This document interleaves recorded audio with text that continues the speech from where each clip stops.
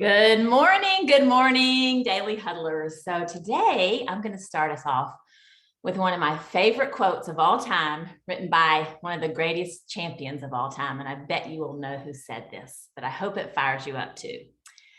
Impossible is just a big word thrown around by small men who find it easier to live in the world they've been given than to explore the power they have to change it. Impossible is not a fact. It's an opinion. Impossible is not a declaration, it's a dare. Impossible is potential. Impossible is temporary. Impossible is nothing. Welcome to the Daily Huddle. Anybody know who said it? No, tell us.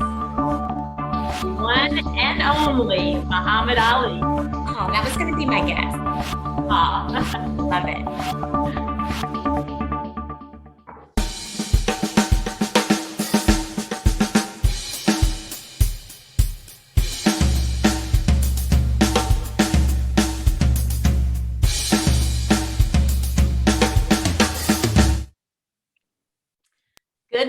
Good morning, Daily Huddlers. I hope you agree with me. There is no better way to start your day than right here with these passionate people. It's Wednesday where we talk everything communication and relationships because we know that more effective communication builds better relationships, which builds better families, better communities, and better business.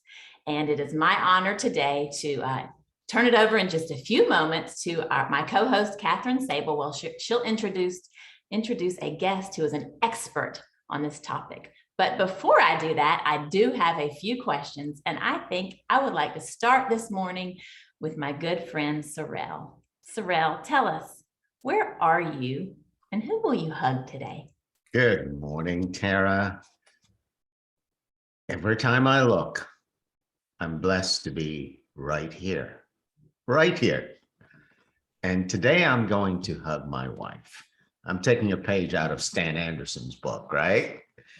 But I'm so proud of Susan and so delighted to have been in her life for 35 years. I'm going to hug her like nobody's business. Oh, I love that. Thank you for sharing that. I will be thinking about that. It'll power me through the day. Let's ask Stan a question this morning. Stan, good morning. Tell me, how are you and what are you grateful for? Wow. I am just amazed. And I'm grateful for this amazing universe, this thing we call life. What a mystery and what a beautiful thing. Yeah.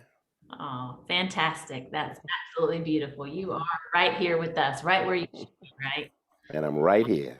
I love it. I love it. I'm going to now ask the final question to my treasured friend and co-host, Catherine. Catherine, tell us, what time is it? Tara, you didn't tell me you were going to ask me that. I didn't bring a watch. Oh, it's now. The time is right now. Right here, right now. That's right. Exactly where we need to be. Please tell us about our wonderful guest this morning, Catherine. Yes, thanks, Tara. I'm so excited to have Kate with us today to talk about this topic on Wednesdays when we talk about relationships and communication. Before we get started, let me tell you a little bit about the superstar Kate.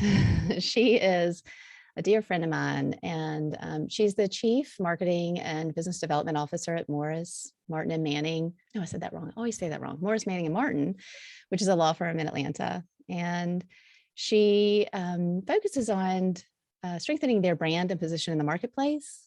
She does that through their unique client experiences and through collaborating with the executive committee and the marketing team and practice leaders. In addition to everything else she does, she sits on several committees. She's on their Corporate Social Responsibility Outreach Committee. She co-directs the Women's Initiative, which helps to develop and retain women associates. And she's also the co-founder of the Recruitment, Retention, and Training Committee, which helps to develop and retain valuable talent. So welcome, Kate. Thank you so much for being here with us today. Thanks for having me, Catherine. Yeah. So one thing I really want you to know about Kate is she is the most positive person I know. really anything that she's going through or anything that I bring to her, she can find a positive spin. I love that about her. And I've asked her about it several times. And Kate, I've told you that I watch you and you're a magnet for people. Oh. So you're like a bright light that people are drawn to. So when we started talking about how to build trust with a team, your answer was through authenticity and vulnerability. So tell us more about that. What's the connection between authenticity and vulnerability and creating trust? I think, I think that's something I've learned over time. And before we went live, we were talking about how when you become a leader, you become a manager of a group of people, there's a lot of preconceived notions in your mind around what a boss is supposed to look like, right? Like you're supposed to be confident and in charge and never really show that vulnerability. And over the last, 2.5 years, this craziness we've all lived through, I've seen like your personal life and your professional life blur in a way that I don't think we've ever experienced before, and in a way that I don't think we can ever separate again. And so I think it has given us an opportunity to bring more humanity into the workplace. And I honestly think that's a blessing. It's a lesson that I certainly have learned over the last few years.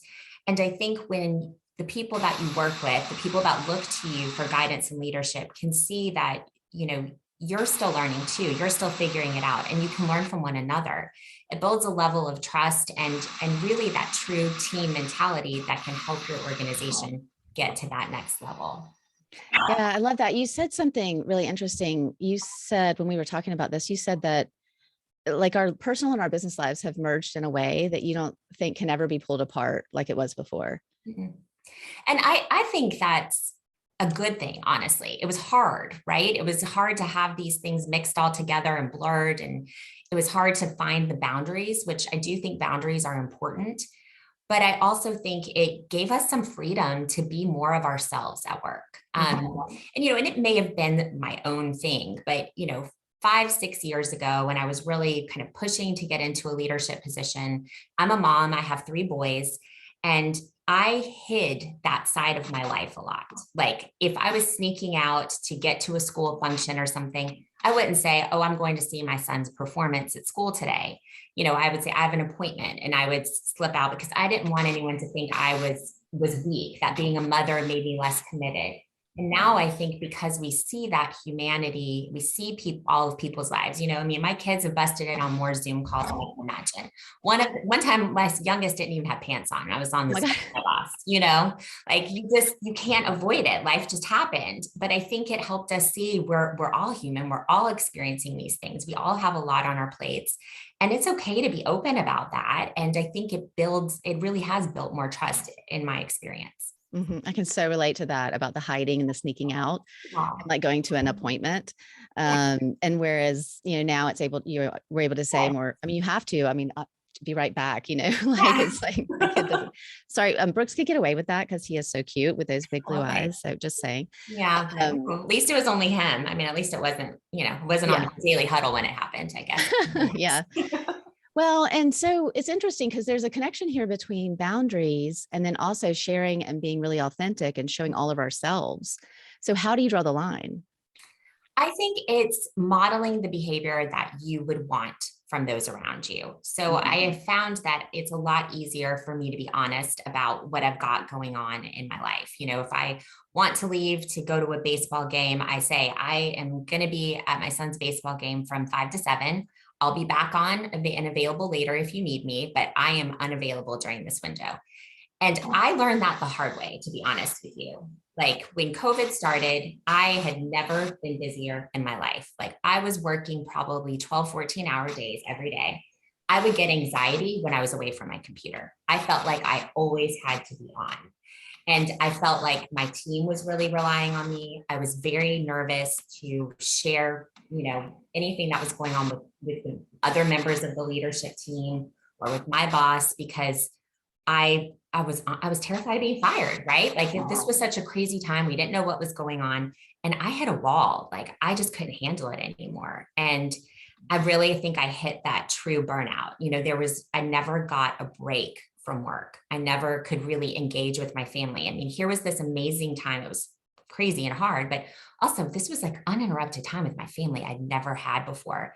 And I couldn't be present with them. I couldn't engage because I was so stressed about work. And I finally kind of broke it and ended up telling my boss, like, I can't take this anymore. Like, this is so hard. I need some boundaries. And he was like, yes, you do. Like, take a week off. I know you can't go anywhere, but take a week off. Don't answer email, recharge yourself. And if I hadn't, I think, been honest with him about what I was struggling, and I'm grateful that I have a boss I can talk to about that stuff.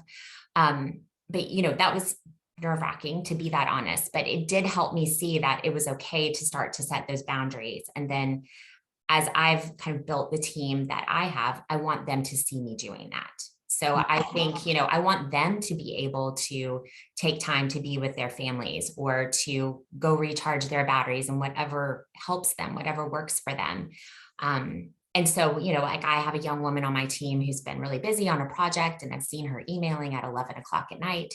So I went to her and said, I don't want you to do this. I know you're really busy. How can the rest of the team help you? Like, you're not in this alone.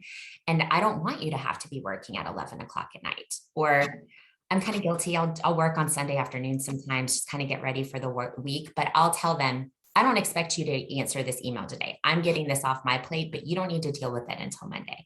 Like, being very clear about what my expectations are and encouraging them to have those boundaries between work and home, I think can really help them understand what's expected of them too, right? I think your employees a lot of times will model their own work style after yours.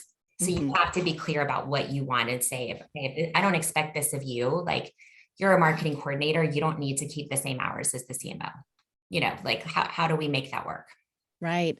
It reminds me of a conversation we actually had on here on the Daily Huddle about, it was a woman who was saying that she used to work crazy hours. She thought she was supporting the team by doing extra work, but what she was doing was putting additional stress on them because they thought that they had to do the same thing. Sure. So it is so important, like you say, to model the behavior. So you've got to get yourself right with, your authenticity and your boundaries and vulnerability. And I hear something else in here too, that it's sort of baked into authenticity, but it's truth and honesty. It feels really, it feels almost imperative you have to be honest, right? To be authentic. Yes. And I do think that can be hard to learn as a leader or a boss.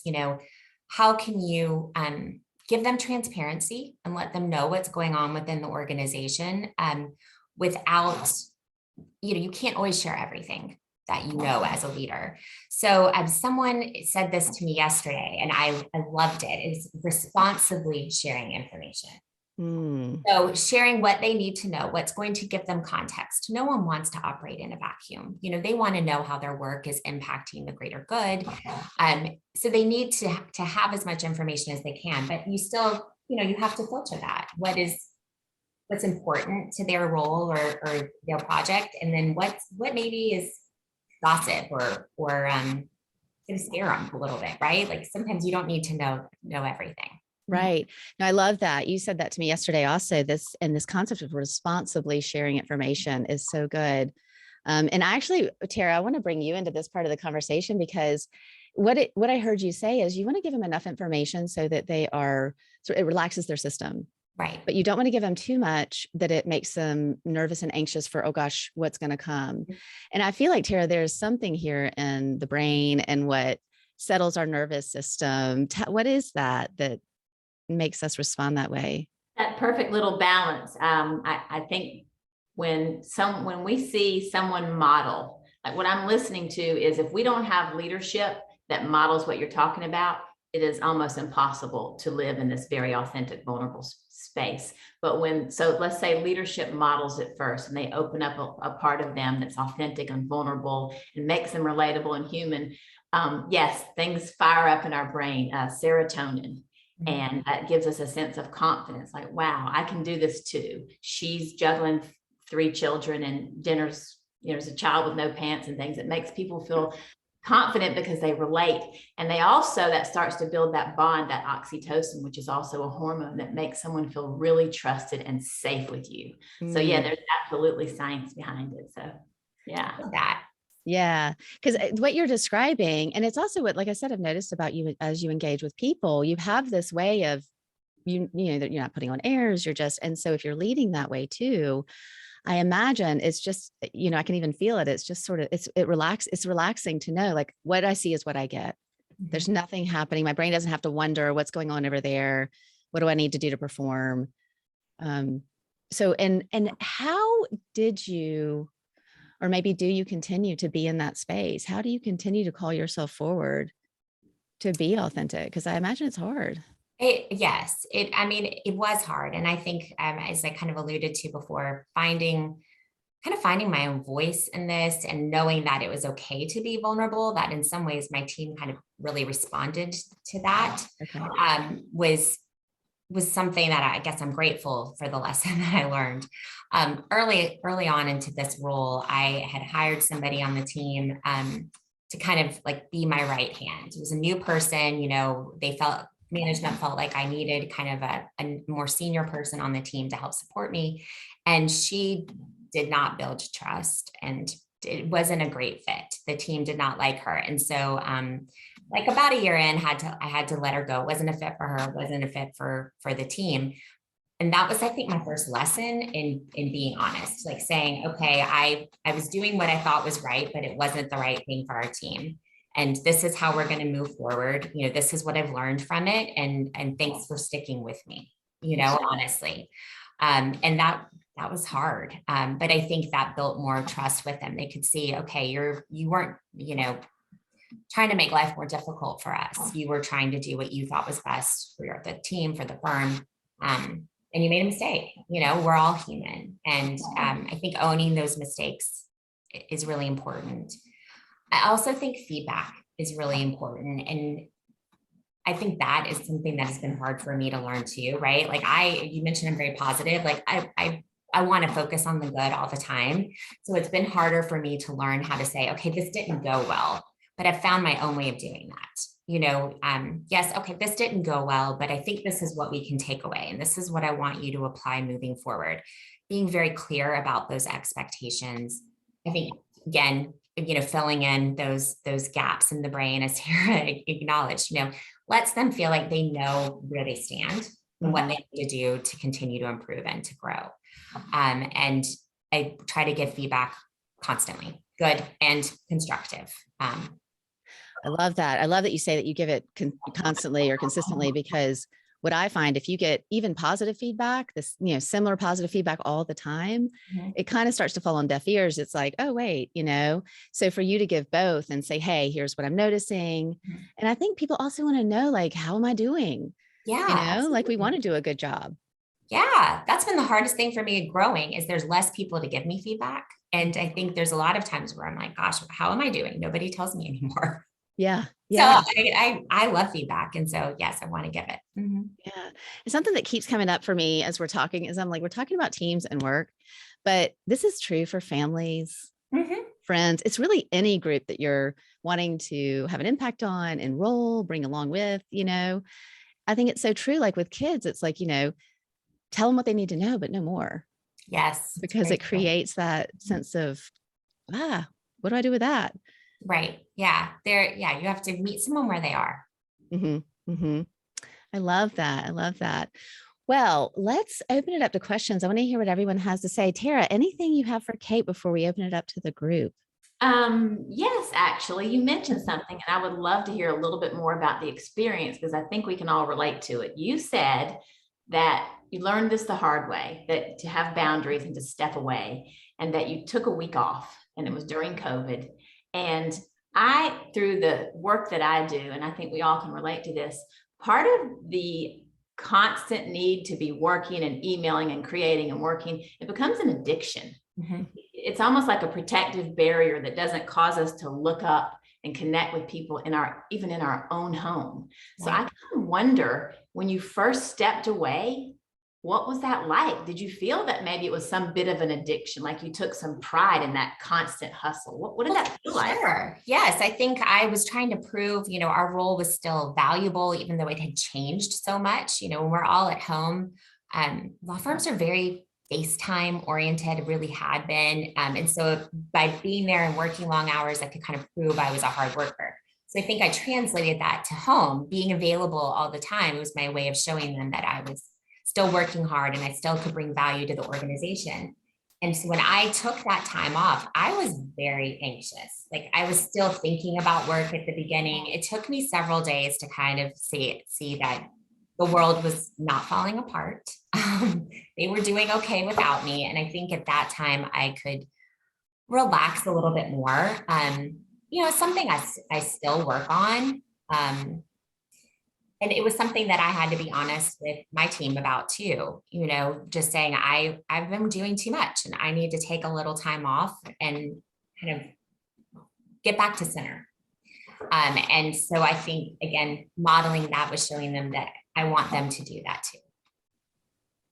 Awesome. That's really helpful to hear, I think, because people think about doing that. It's hard. I mean, our email is right in our phone. You stand in line. And so thank you for reminding us what matters. Oh, thank you.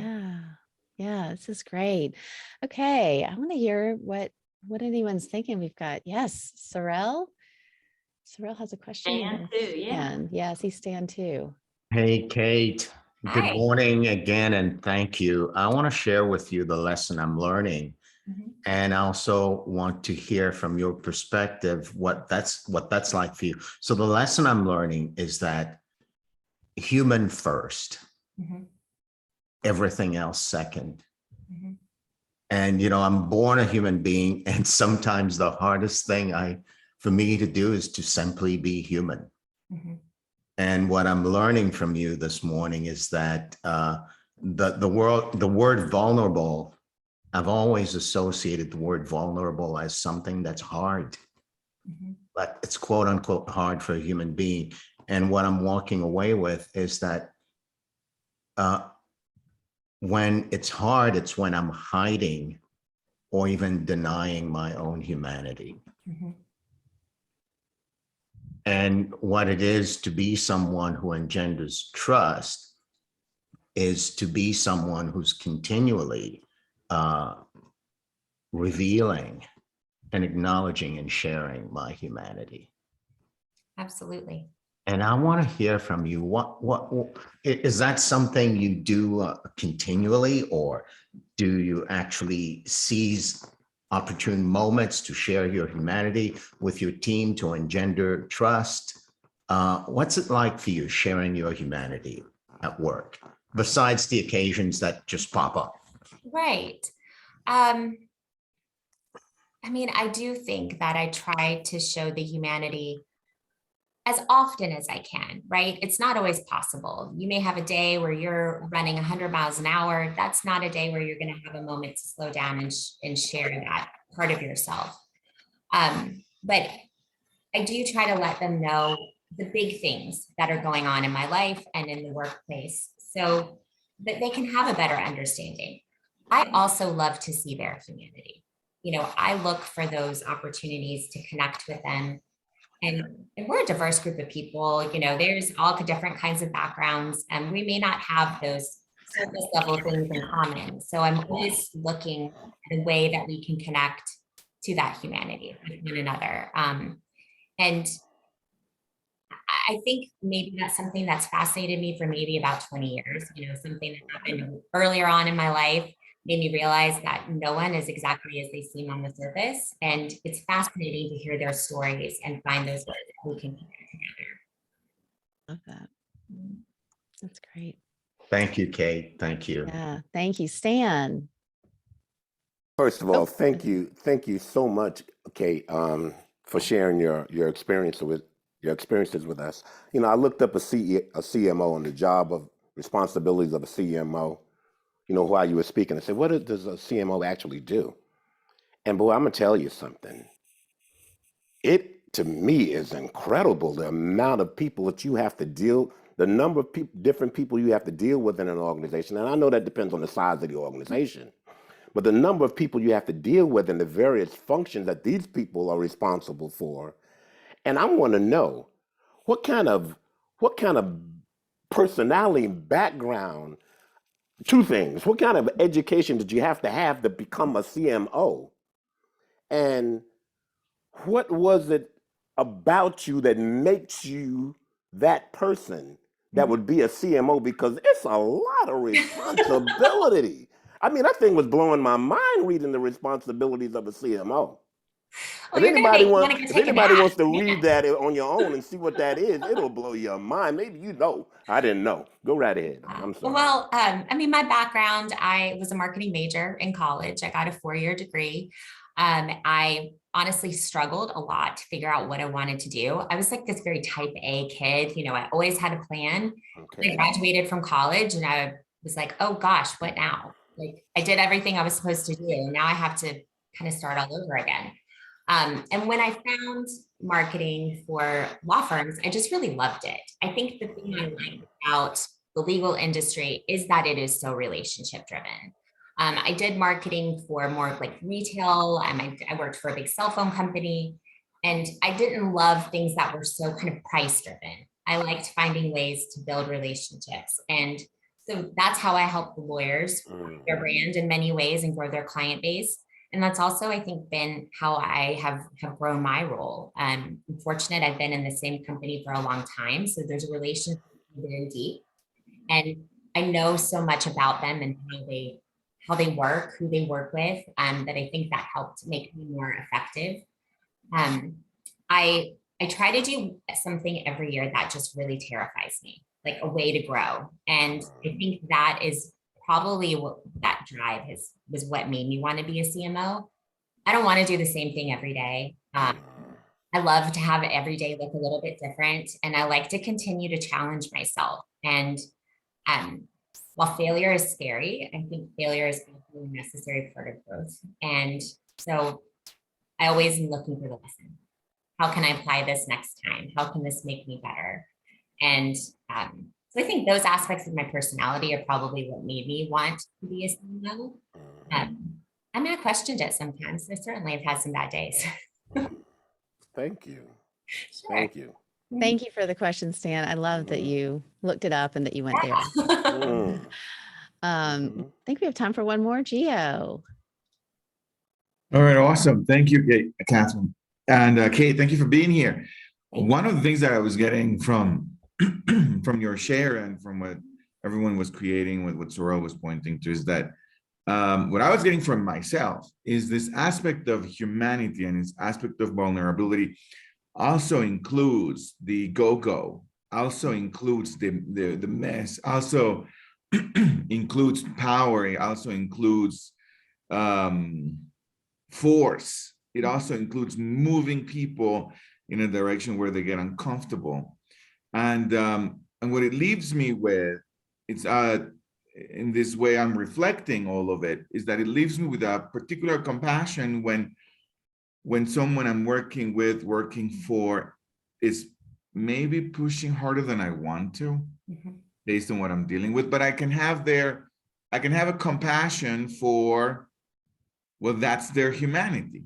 That's what they're dealing with at the moment. And then if I'm able to remember this episode from the Daily Huddle and remember Kate, then I can share with that person in a vulnerable, straight, without being a victim of all of it.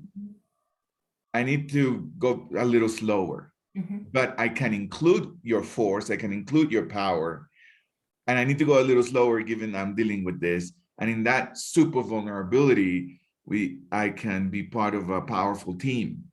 Absolutely. And that's what I'm getting. I want to say more, but I'm going to stop there. Yes, that's what I'm getting. I think you're absolutely right. I think if you can be more open about everything that's on your plate, work-wise or personally, you can let people know what your capabilities are, right? I can do these 3 things really well for you by the deadline, but that 4th is not going to be what I'm proud of. Can we pull somebody in to help me with that? Or is there someone else who could handle that? No, I was pushing for the opposite, actually. Yeah. Like, it's quite the opposite. Like, I can do 3 things, but I work for you, Kate, and you want me to do 4 because we have a deadline. What I was getting from today is I can include Kate's request for 4. I can include it while and try to reinvent myself while also saying to you, here's what I'm dealing with.